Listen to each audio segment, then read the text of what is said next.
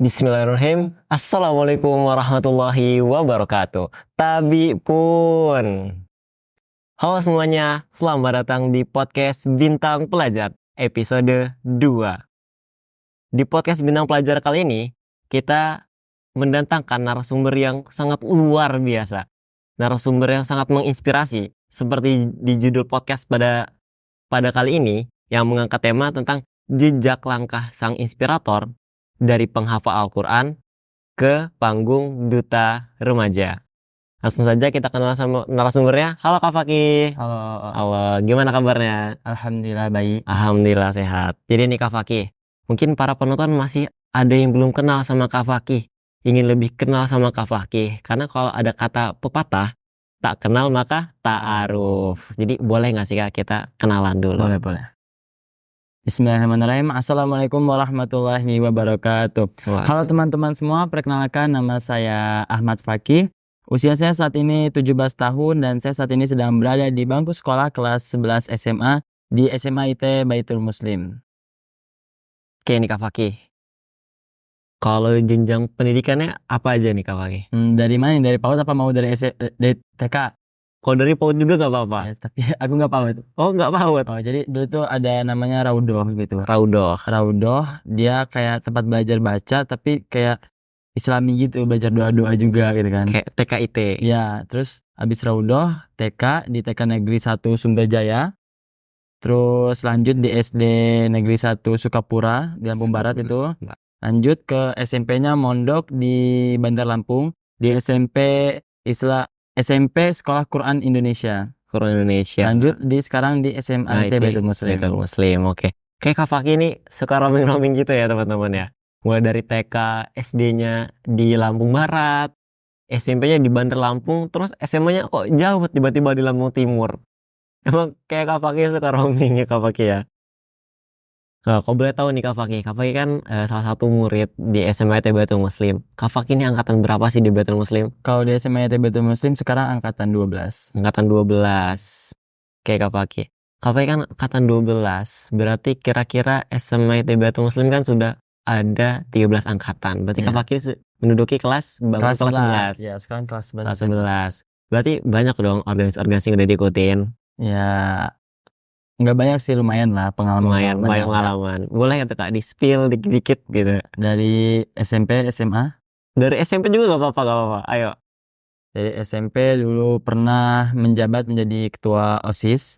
Ketua OSIS? Ya, terus SMA pas baru datang nih, baru masuk tuh kan ada organisasi juga kan. Itu diajakin nyalon di MPS. Terus nggak jadi tuh sama Kak Hafiz.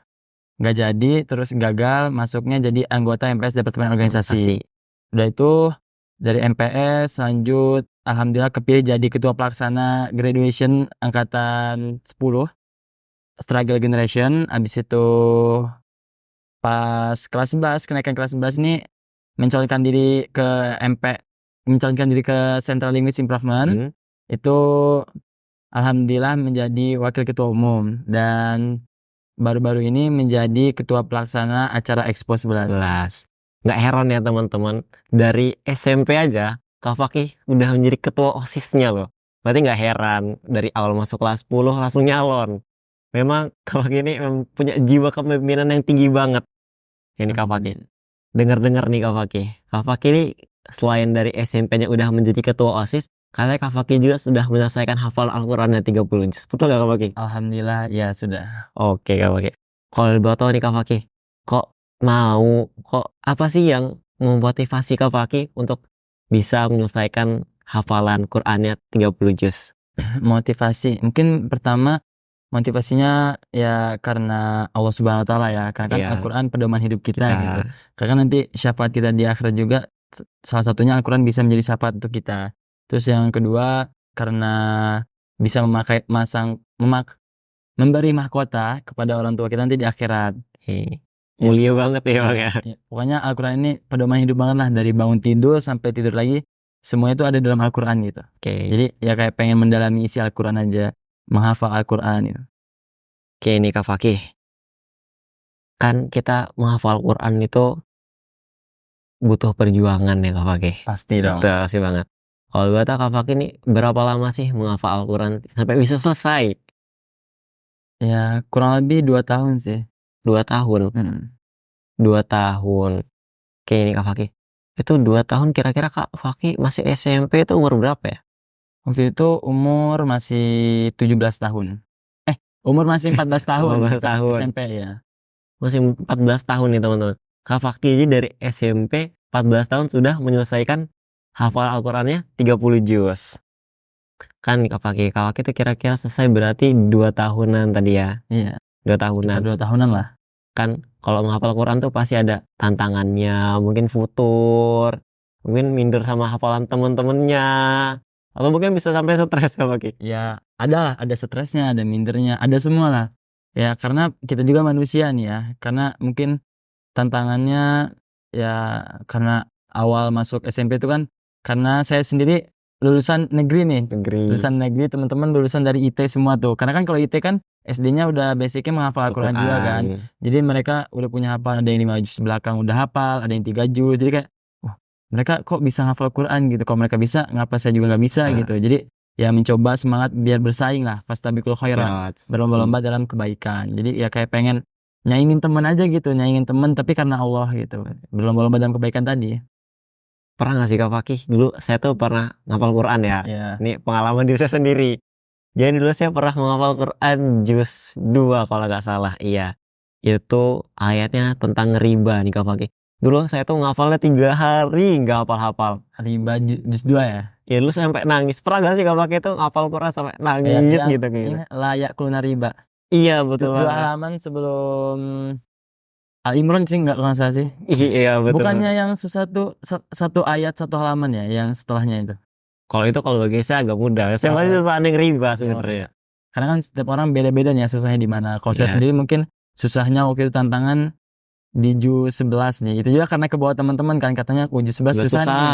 Juz 11 susah, coba ternyata ngapal juga emang susah mungkin karena ke bawah feeling ya. Jadi ngapal itu sebenarnya sesuai feeling kita gitu. Kalau misalnya kita dalam menghafal itu ya bahagia, ya mungkin bisa cepet gitu. Karena kan ada metode yang menghafal semudah tersenyum. Itu berarti kan mood kita sedang bahagia gitu kan. Jadi menghafal juga dari mood kita bisa ngaruh, dari kefokusan kita, dari scanning mata kita, dari ya pokoknya kita semua tuh kayak fokus lah sama Al-Quran, kayak kita sama Al-Quran cuma berdua gitu sama Al-Quran. Berdua-duaan bersama Al-Quran. Meromantiskan diri dengan Al-Quran. Agak bucin gitu ya sama Al-Quran ya. Nih Kak Fakih kan sekarang setelah menyelesaikan jenjang di SMP-nya kan lanjut ke SMA Baitul Muslim. Nah Kak Fakih, saya dengar-dengar juga nih Kak Fakih kan pernah menjadi ketua pelaksana dari Expo 11. Betul Kak Fakih? Iya. Oke nih FYI aja buat teman-teman, Expo ini adalah suatu acara yang sungguh meriah. Yang besar lah. Yang besar. Kalau anak BM bilangnya itu acara intinya BM. Acara terbesarnya BM lah ya. Iya, acara intinya terbesar bergengsi, BM. Paling bergengsi banget selama setahun itu. Kak Fakih ini kan pernah ditunjuk menjadi seorang ketua pelaksana di Expo 11. Betul kan? Ya Kak Fakih. Kalau gue tuh apa sih Kak tanggung jawab atau amanah yang Kakak emban selama menjadi ketua pelaksana? Tanggung jawab dan amanah ya seperti pemimpin idealnya lah ya, pemimpin biasanya. Kan tugas pemimpin itu mengayomi, terus menasihati, memotivasi, menjalankan program dengan baik, terus mengonsep bagaimana konsep acaranya atau tujuannya berjalan dengan lancar ya. Begitulah kurang lebih. Lebih ya begitu ya Kak Fakih. Oke nih Kak Fakih. Kan Expo tuh udah selesai. Selesai kapan sih Expo-nya? Bulan Februari kemarin. Ya. Berarti sekarang sudah mendekati bulan Juli. Berarti sudah lama sekali dari Expo selesai Kak Fakih. Iya, udah lama. Ada nggak sih Kak Fakih program atau kegiatan atau acara yang paling berkesan bagi Kak Fakih di Expo 11 ini Kak Fakih? Kalau acara yang paling berkesan ya acara intinya lah ya. Kalau yang paling berkesan ya program gitu ya. Ya perjalanannya ya kan. Ya mungkin dari pendanaan gitu, kayak bareng teman-teman nyari dana. Terus ya kalau program sih ada program tersendiri ya. Kalau orang bilang Expo tuh ya gitu-gitu aja gitu. Kalau kata Kanu ya expo tuh gitu-gitu aja tuh Gitu-gitu aja. tradisinya. Yang mungkin beda konsep setiap angkatannya aja. Tapi di sini saya punya program untuk kepanitiaannya. Inovasi baru. Iya, inovasi baru itu namanya job mapping. Jadi job mapping ini kayak penataan kerjaan lah. Jadi mempermudah saya sebagai ketua, sebagai presidium nih, ngevaluasi divisi-divisinya untuk kayak semisal hari ini dia mau ngerjain apa, besok mau ngerjain apa, yang belum dikerjain apa gitu. Terus yang dibutuhin lagi apa. Jadi semuanya terstruktur gitu. Oh. Jadi ketika hari-hari itu semua acara itu sudah siap gitu. Nggak ada yang gerusuk-gerusuk nih, nggak ada yang ini belum, Miskomunikasi. Iya. Setidaknya meminimalisir lah. Oke, meminimalisir miskomunikasi. Iya, minimalisir miskomunikasi. Nih Kak Fakih kan kita udah lihat sendiri teman-teman. Kak Fakih sekarang lagi pakai apa? Selempang Duta Remaja. Nah, nggak cuma cukup menjadi organisator yang aktif di SMA-nya, Kak Fakih juga sekarang bergelut di dunia perdutaan. Nah, Kak Fakih ini baru-baru ini terpilih menjadi Duta Remaja Lampung. Betul Kak Fakih? Iya, betul, Duta Remaja Lampung. Kan Kak Fakih dari SMA, dari kelas 11 ini kan udah disibukin sama organisasi. Iya. Kok masih bisa menjadi Duta SMA, Duta Remaja tuh gimana Kak? Apa sih motivasi terbesarnya?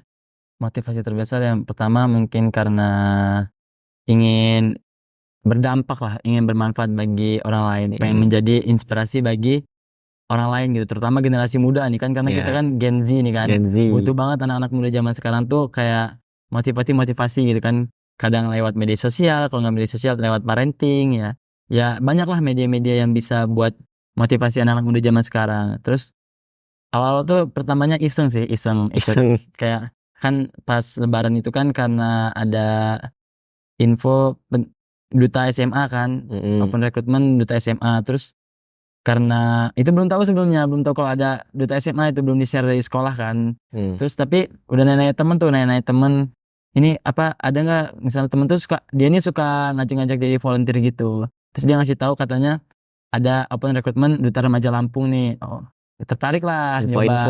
Ya, mau nyoba yang mana? Mau ikut for 13 apa mau ikut Duta SMA apa mau ikut Duta Remaja? Ya udahlah, apa minta pendapat dari Umi, ya lakuin apa ada dua juga alhamdulillah. Terus tahap 2 nya esai.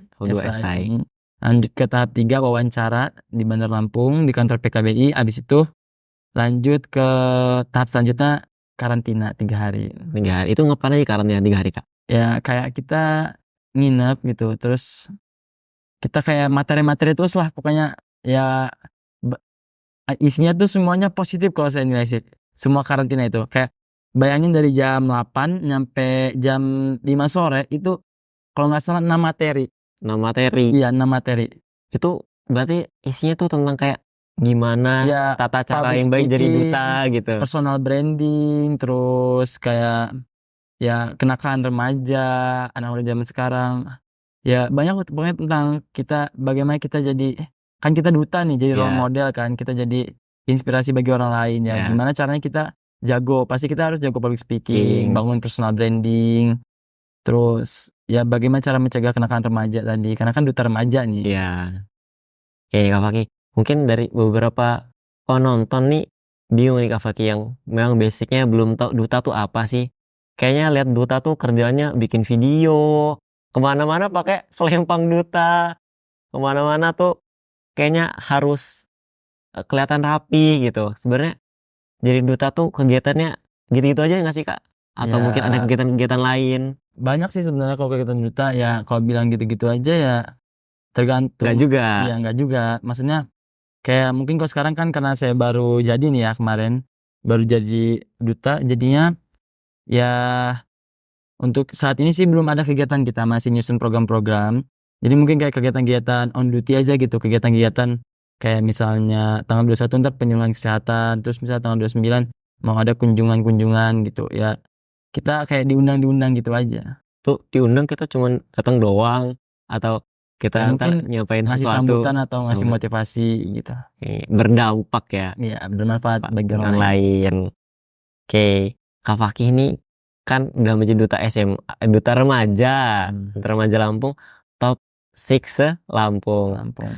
Kalau gue tahu Kak Fakih nih, gimana sih perasaannya setelah menjadi duta gitu?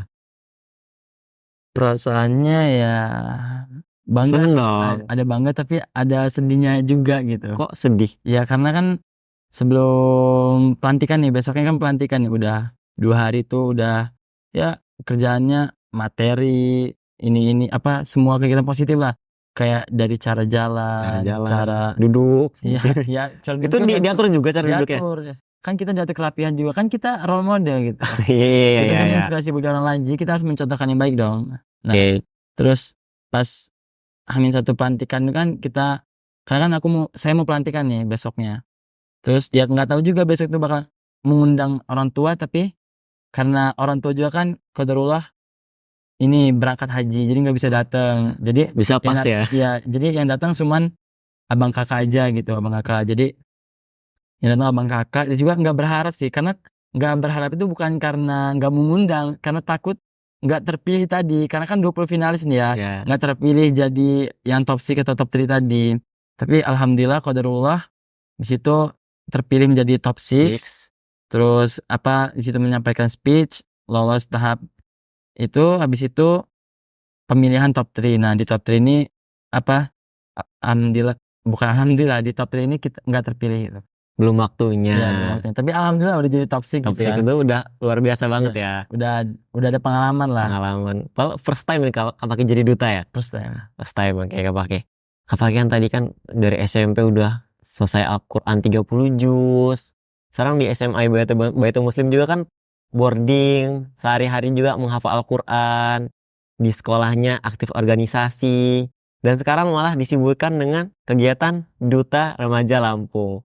Mungkin dari penonton tuh ada yang penasaran, kalau gimana sih Kak Fakih cara memanage waktunya? Kasih tau dong Kak gitu kan.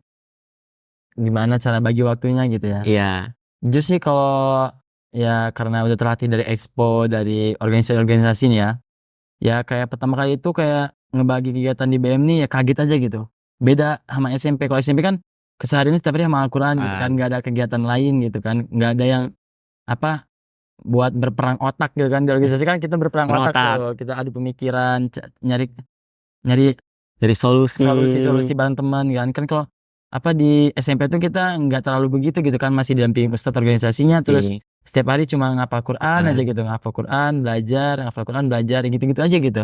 Tapi kalau SMA ini kayak apalagi di BM ya, di SMA terus ini semua kegiatannya kayak dari pagi sampai malam tuh kayak ya ada aja terus gitu.